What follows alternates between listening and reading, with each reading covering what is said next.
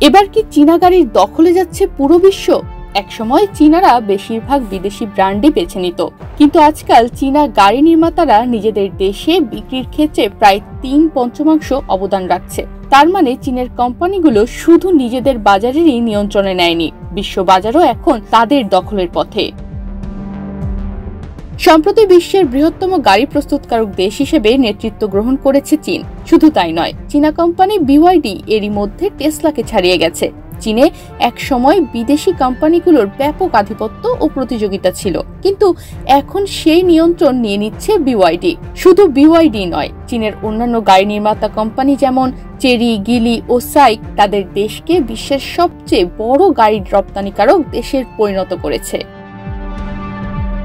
City গ্রুপের তথ্য অনুযায়ী গত বছর চীন থেকে বিদেশে 4.7 মিলিয়ন গাড়ি রপ্তানি করা হয়েছে, যা 3 বছর আগের তুলনায় 3 গুণ বেশি। বলা হচ্ছে এই বৃদ্ধি অব্যাহত থাকলে 2030 সালে রপ্তানি করা গাড়ির সংখ্যা দাঁড়াতে পারে 7.3 মিলিয়নে। ফলে বর্তমান গাড়ি নির্মাতাদের মধ্যে অনেক উদ্বেগ তৈরি হয়েছে। বিশেষ করে ইউরোপের রাস্তায় চীনের তৈরি বৈদ্যুতিক গাড়ি বা ইভি দিন দিন বৃদ্ধি পাচ্ছে, এমনটাই দেখা যাচ্ছে।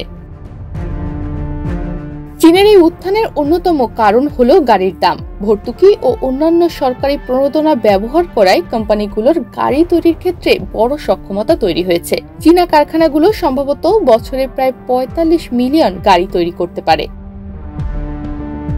একটি রিসার্চ প্রতিষ্ঠান থেকে পাওয়া তথ্য অনুযায়ী ইউরোপে চীনের ইভি রপ্তানি 2021 সালে 4% বেড়েছে, কিন্তু 2024 সালে তা আরও বেড়ে 10% পৌঁছেছে।